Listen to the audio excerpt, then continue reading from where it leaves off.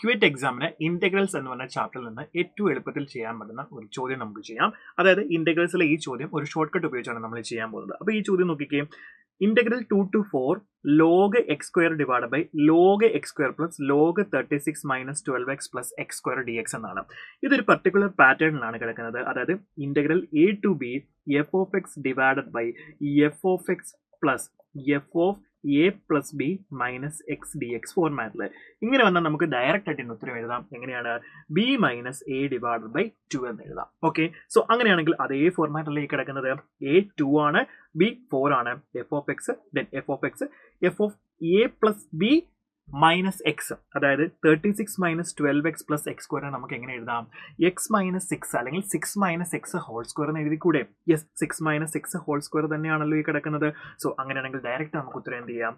4 minus 2/2 എന്ന് എഴുതാം. So 4 minus 2/2 എത്രയാണ് വരുന്നത്? നമുക്കറിയാം 2/2 1 എന്ന് കിട്ടും. So option A is the right answer.